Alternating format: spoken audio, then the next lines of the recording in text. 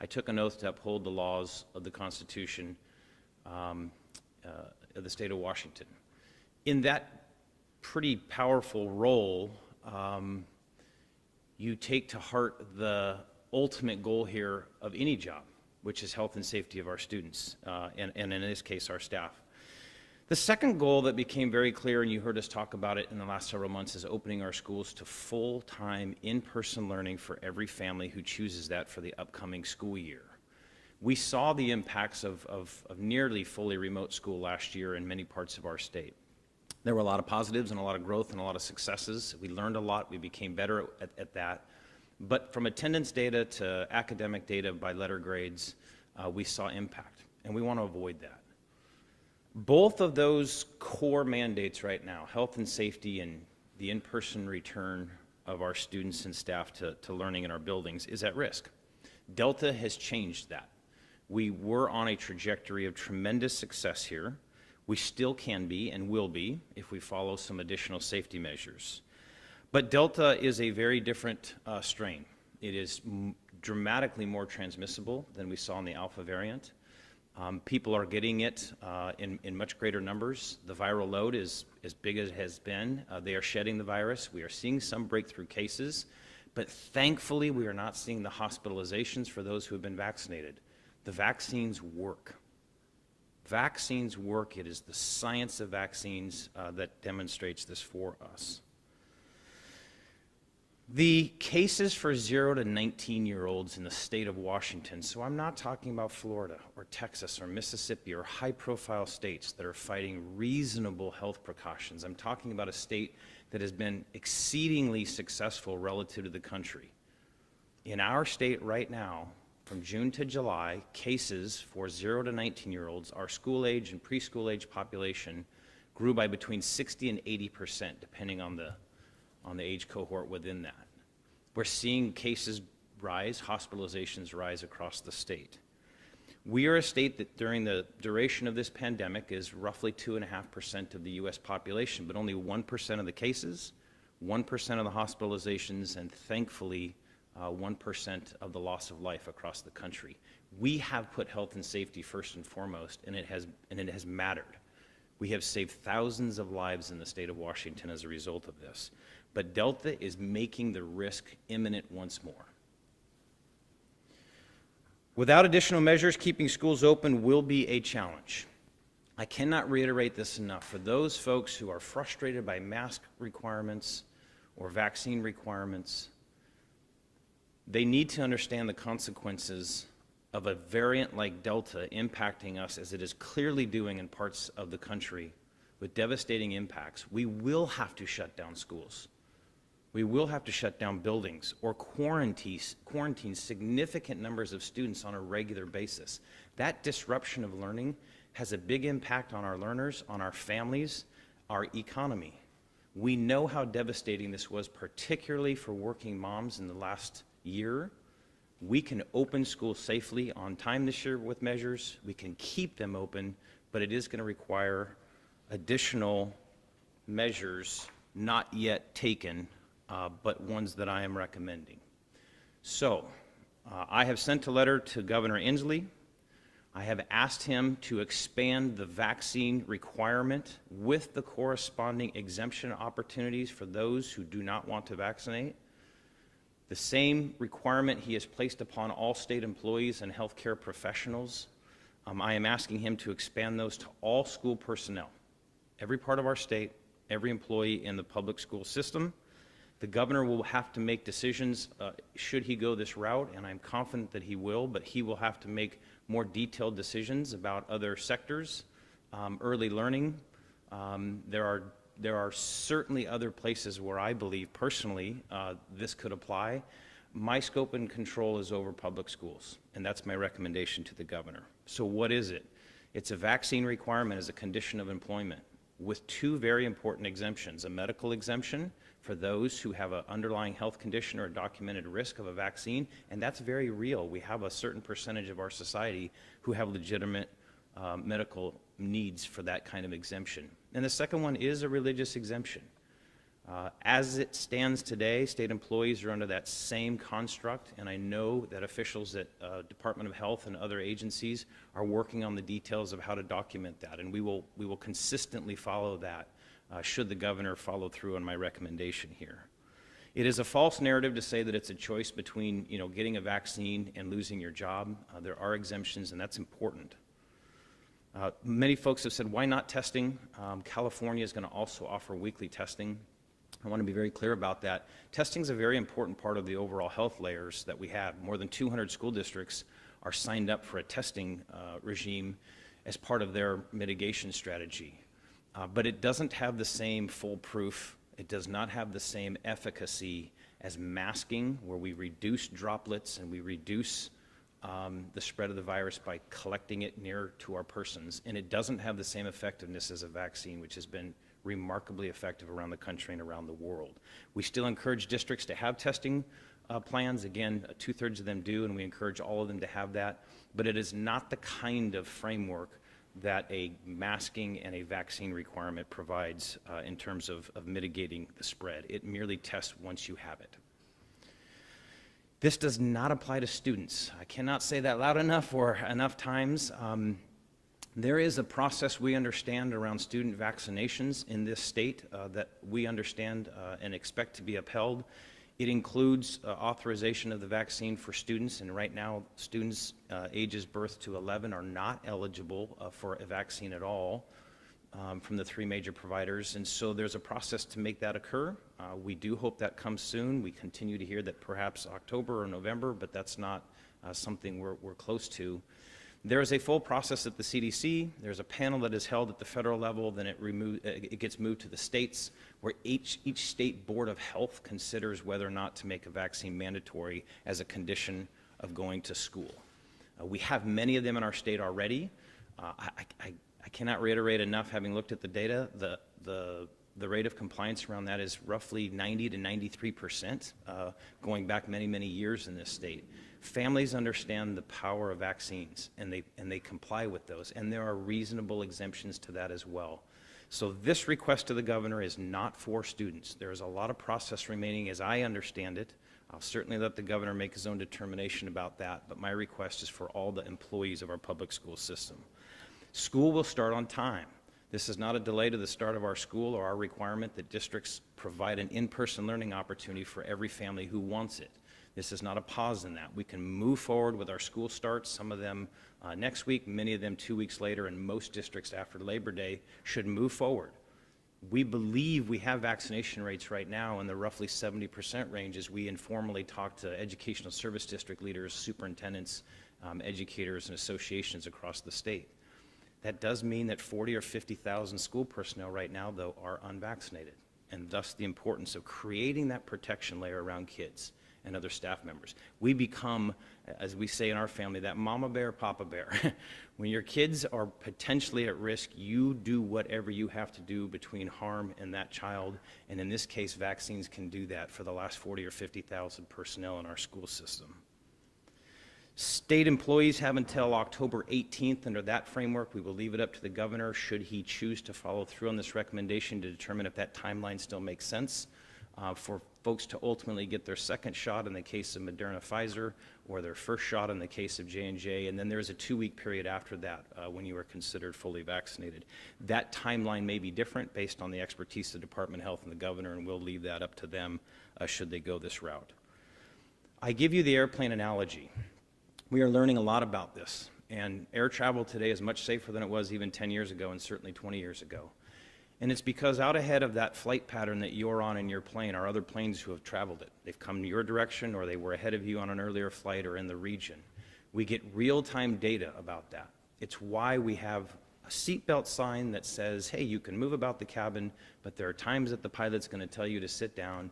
And you turn that light on and you sit down and you think, this is a smooth flight. Why did we do this? Because they already have information about what's coming. In the state of Washington, 1 in 14 people has gotten COVID, and more of them are getting it. 1 in 19 of those people will end up in a hospital based on our last 18 months of experience. 1 out of 5 people who end up in a hospital lose their life. There is turbulence ahead, and we can see it in the data and the research. We can see it when we don't follow mask orders. We can see it when we don't vaccinate. In states with low vaccination rates, the cases are exploding, hospitalizations are up, and loss of life is increasing. And we can see that coming if we don't take additional steps. We have two mandates: health and safety of our students and staff, and the in-person learning experience that is so rich for our students and for our educators. That is what we are trying to protect as we see that turbulence coming that we know we can avoid. The courts have upheld vaccine mandates for a very long time, going back to 1905. Even as of yesterday, the U.S. Supreme Court denied on appeal a case out of the Seventh Circuit Court, I believe, where students were challenging a vaccine mandate of a university. Courts have consistently said, as a public health measure, vaccine mandates are absolutely in the authority of public agencies and organizations, and they often point to necessary exemptions as part of that process. A vaccine requirement, but do you allow for medical exemptions? Do you allow, in this case, for a religious, deeply held conviction? Consistent treatment from the courts that these are upheld. And so too will the governor's order for state employees, and I hope his extension of this to school employees. We consulted with district leaders from all over the state, association leaders, both principals, superintendents, school boards, labor leaders, obviously the governor's office, Department of Health, Labor and Industries. We have a long group of folks that we try to work through before we come to these decisions. And I want to be very candid. Some of them, particularly some school districts, are very, very concerned about this. Their presumption is they have employee shortages already, and this may drive more shortages. And I respect that difficulty. We considered that. We heard that. That goes into the consideration. But on balance, this request of the governor undoubtedly will save lives and keep our schools open. I will reiterate, it is not get a vaccine or lose your job. There are exemptions eligible to employees, and I expect many of them will take those exemptions to continue their employment. I reiterate to those districts that are concerned, we are starting school on time. This is not a delay. This does not close schools. This, in fact, keeps our schools open when we do it well. My personal appeal to all students who are eligible and all school personnel is please, please get vaccinated. We live in a time of unbelievable profit around misinformation. It is everywhere, and it is understandable that people read things that are completely inaccurate and wonder what to believe. I follow the CDC. I follow the Department of Health. I follow professionals in this work because I am not an epidemiologist or a virologist or an expert in this. So I have to trust expertise. And right now we are in a cultural battle between trusting the expertise of those who have historically led us through difficult times, including vaccine requirements that have literally saved humanity. And we get a moment right now to do the same thing or continue to fall prey to those who profit off of misinformation, fear, and anger. So please, to all of you, do your own research again, find credible sources. I think you will conclude that vaccinations are absolutely the right way to go for yourself and for your family, for our students, our schools, our communities, our state, our planet. We have 2 million Washingtonians right now eligible for vaccines that have not yet made that choice, and I encourage them to please do that. I will also say that this is a game of probability and math, and sadly this is a dangerous game. I've done this in a video as an analogy. But this virus mutates like all viruses. Part of our collective goal is to have enough of us with immunity and enough of us who are immunized and enough of us protected with masks and face coverings that we don't get it. Because as it infects more people, you get more permutations of this virus, and eventually you get to Delta, or perhaps worse. We literally help people all over the planet by vaccinating and wearing a mask because we reduce the probability of variants that can become so dangerous they begin to escape the vaccines that we have.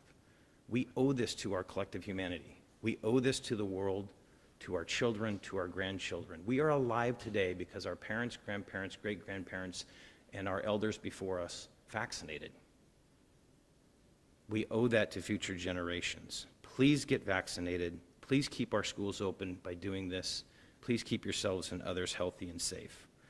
Lastly, I want to briefly touch base on the mask order. Many of you have asked about this.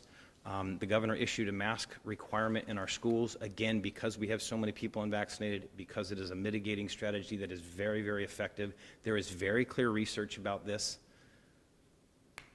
I have said, and I will continue to uphold my constitutional duties. I swear an oath in this office, like any elected official, to uphold the Constitution and laws of the state of Washington. The governor's orders in the state of Washington and in almost every state have the power of law. It comes with written language in the law that it is a gross misdemeanor to violate a governor order. And therefore, I have nothing but respect for local school boards who are concerned about a mask order, but they are willfully violating the law if they make a choice to pass a resolution in direct violation of any law, including a governor's order. And as a constitutional officer myself, I have to uphold the law. I cannot look the other way for a willful violation that puts the safety of our children at risk.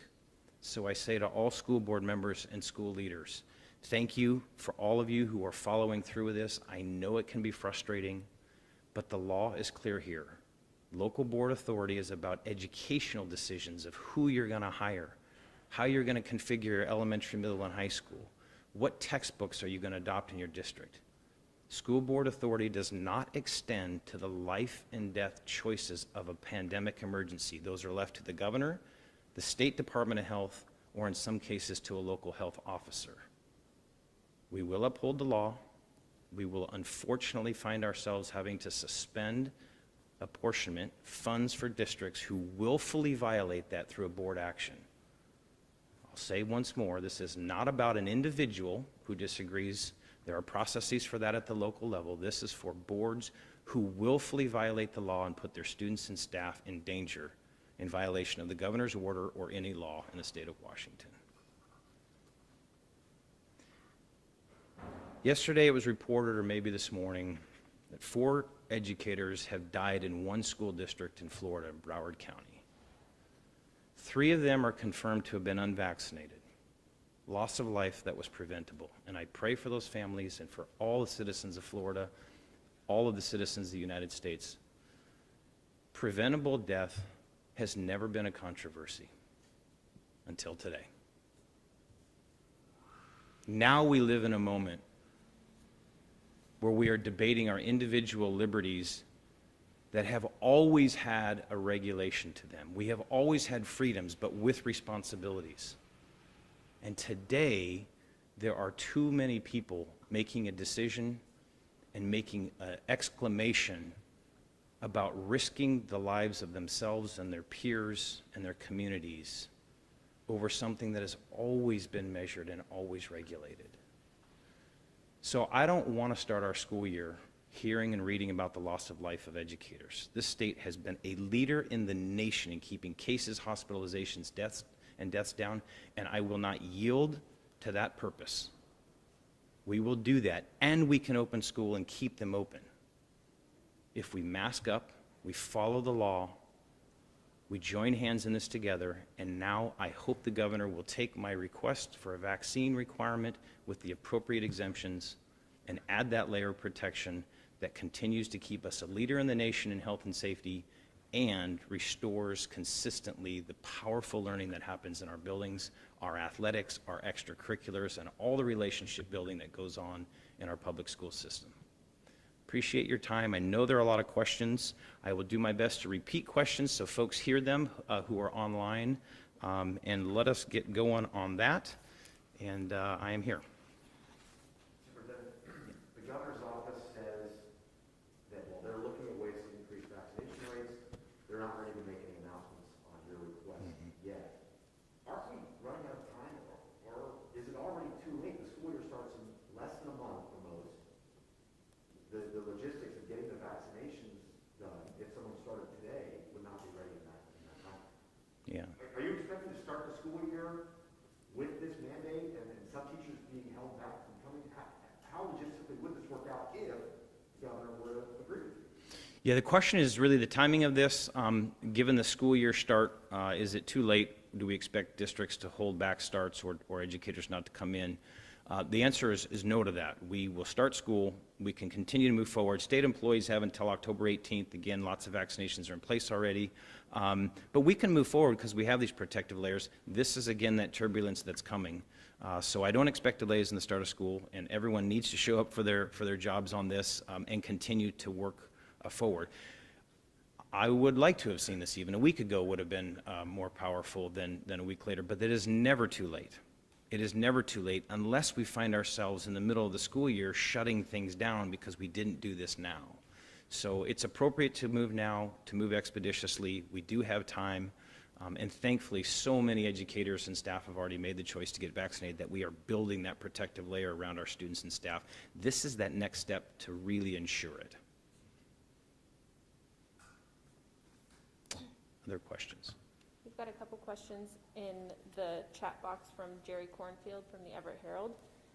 He's first asking if you support a mandate for students, and will you be asking the State Board of Health to issue that kind of mandate? Thank you. The question is, how does this apply to students, and do I support a mandate for students, and will I advocate for that when the timing is appropriate with the State Board of Health? This request of the governor from me does not include students at this point in time. He will have to determine if that's a priority for him or if it's within his emergency powers. That is not my request here. Mine is merely to extend the state employee requirement of adults to school employees. I do support a vaccine mandate for students, as I have the current mandates for students, with the appropriate exemptions authorized for parents to make that choice. We have high vaccination rates in this state. It has allowed our students to be healthy and safe. I will support that for this when it goes through the full process and it comes before the State Board of Health. If they make a determination to consider that, at this point, I will absolutely support that for students as a requirement to enroll in our schools as we do with other vaccines. I have another question from Jerry Cornfield, Everett Herald. He's asked, how many school boards have passed resolutions to not follow the mask mandate, and what actions have you taken, and how much money have you withheld from those school districts? Question is, have any school districts so far willfully violated the mask order of the governor, and what actions have we taken and how much resource? At this point, we do not have a belief. We don't understand that any districts have formally adopted resolutions in violation of the law, and we are thankful for that. We encourage them not to do that. Do not put your district, your community, your students at risk, both from a safety and financial standpoint. What we will do is begin an emergency rule process to make clear for districts how that will work, likely withholding their September apportionment, and likely prorating a permanent reduction to their budgets if they go that route. We do not expect them to do that, but because we have some folks, including a few lawmakers, encouraging a willful violation of the law, we have to be prepared in case that occurs. At this point, we do not have any information that any district has done that. We do not have any further questions. I would love to ask Superintendent. I imagine there is a projection of how many employees may quit as a result of this. Do you have a plan in case there are a large number of teachers that don't follow this mandate if we get the mandate? And do you see schools having to combine or shut down? Or is there a scenario, a binder somewhere that has this plan in case we do see some folks ignore this order and quit? Yeah, no, there are no projections about that. This is obviously a very dynamic situation, and there's no way to really model that. I would reiterate that employees have the opportunity under this request to vaccinate or take an exemption. It is not a binary choice of vaccinate or lose your job or quit your job. There may be some who do that. They will understandably say, I am not vaccinating, I choose not to do that for myself, and I choose not to seek an exemption authorized under this request. They will unfortunately lose their employment. They will be eligible for some unemployment benefits, I understand, if it's consistent with the order provided for state employees. And districts will have to make very, very difficult adjustments to that. Again, the deadline recommended here is consistent with state employees, so that's certainly down the road. Give people some time to think about it. But districts at this point have weeks and perhaps months even to really consider how to respond to that. I don't anticipate it's a lot, but there is real concern there. Maybe not so much in our classroom teachers. We keep getting consistent feedback that those vaccination rates are very high. Again, we're not collecting that data right now because that's a voluntary disclosure by employees, but district officials feel that educators in the classroom have a very high vaccination rate, perhaps well in excess of 70-75%, but a little tougher numbers in some of our other employee groups. I've heard consistently from districts, bus drivers have them concerned. We already have a consistent shortage there. That's a hard job to fill at times. There's background checks and fingerprinting and things that go along in training. So there is some real concern, and we've taken that into consideration. They will have to make some tough choices, perhaps adjust schedules. I still don't anticipate that being large numbers of folks. Finally, Will people that take an exemption legitimately be welcome to interact with students? Yeah, the exemption is under all prior legal frameworks around this. It allows them to fully conduct the scope of their employment. They'll still be subject to mask requirements, any distancing requirements, hygiene, all of the other mitigation measures. But it does reconcile the fact that some people have deeply held beliefs about this, and that's what the courts expect you to honor in this. And again, if you're listening to the public health experts, they consistently tell us we can tolerate some percentage of people not getting natural immunity or a vaccine. We have to create a bigger buffer, though, than what we have today. We need to get to that 80-90% mark, and we're not there yet, and that poses very serious risk for everybody. So this is the appropriate next step. It respects individual choice. I do believe it will mitigate impacts on employment when people know they have this choice, but I also expect a lot of people to walk right up to that final decision and say, am I really not going to take a scientifically based, proven vaccine given to billions of people on this planet ultimately, and certainly close to that, that is protecting people and keeping people out of hospitals finally, keeping them from losing their life? Will I not do that? And if not, you have an exemption process. I expect a lot of folks to walk up to that and go, it's time. It is time. you make it seem like the exemption is going to be pretty easy for folks. I mean, is it as simple as checking a box and no questions after that? Because if you make it that easy, I think you'll see a lot of people doing that. Will there have to be some proof of religious connection or something, or can folks just say I'm opting out? The question is, what does that process look like, and particularly for a religious exemption? That's being determined, I believe, right now by Department of Health, perhaps State Department of Personnel, because they already have to figure out that framework for state employees, and I would expect that to be consistent for school employees. I don't know the details of what that will look like. Generally, these things have individuals attest to a deeply held belief about this.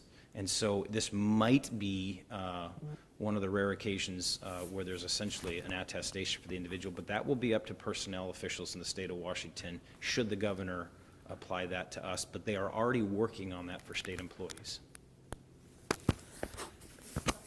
Last thing I had was, does this end with your letter and this discussion here, or is this going to happen? I know you've talked to the governor about this. Can we expect an announcement, maybe not in the next couple of days, but next week on this? Well, that will certainly be up to the governor. I never want to speak for Governor Inslee or his team. We have kept them up to speed. We've helped them understand. They have consistently understood our interest here. They have indicated that there is a process that I think they're trying to observe that continues to include more employee groups in the vaccine requirement. I am very confident that we are going to be near to the next step in that cycle. I hope for an announcement next week by the governor. I expect it, but that is because I believe we've understood the intent of this governor to keep us healthy and safe and to increase vaccinations, but ultimately that is up to the governor to decide. Monica Velez from the Seattle Times asked, have you received any pushback from labor unions and those on board with this? The question is specifically, have we received pushback from labor unions about this? As part of our large reach to try to understand the potential implications of this, labor is one of the groups, and there are multiple bargaining units in the state of Washington that represent teachers, bus drivers, custodians, all kinds of folks. We've tried to contact 5 or 6 of them. I think all of them consistently understand the need. They consistently understand why the timing of this, and to try to give us as much time as we can before the school year starts. But I think there probably are some of them who would continue to say if there were even more options for employees, that would be better than having fewer. I would encourage any of you seeking that question, writing your stories, or covering this to reach out to them and get a personal statement from them. I never want to speak for them, as I don't speak for the governor. I thought the reception from them was incredibly positive, but they're doing their jobs to represent their membership, and they want undoubtedly more choices, generally speaking. I have made this recommendation based on all of that feedback, and you have heard the choices that I support. Medical and religious, because of a deeply held philosophical belief. Another question from Jerry Cornfield at Everett Herald. He asked, which lawmakers are calling on districts to willfully violate the law? Yeah, the question is which lawmakers are calling on districts to willfully violate the law. I will leave that up to all of you to do your research. I believe it has been documented in Southwest Washington. There have been rallies. I believe yesterday there were ubiquitous rallies around the state calling for the removal of masks as a requirement. Several lawmakers participated in that statewide. I would encourage you to call them and ask them why they believe that. I won't speak for them. We don't have any other questions from folks joining virtually. If there are no other questions here, I'll just conclude again with a thank you to our educators, our parents, our students, our communities. We are always in uncertain times in a pandemic. There is no blueprint. We cannot look necessarily to other places because they're going through it at the same time, but we can understand what has worked and what has not worked. We knocked down the first couple waves of this primarily through face coverings, and then ultimately we got a handle on this thing as vaccinations began to become more widespread in our communities. The problem is we still have 2 million Washingtonians, 100 million Americans, and billions of people around the world without a vaccine. So we are getting mutations of this virus, and we are getting strains and variants that unfortunately do what they do. They attempt to infect and multiply in their host.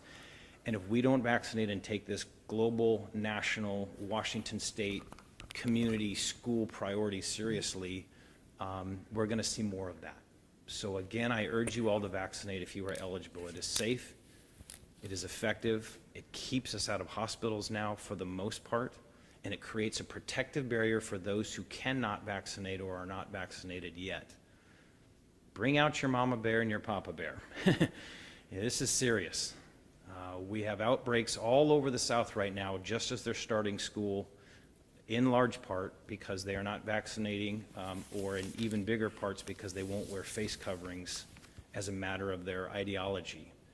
That is not Washington State.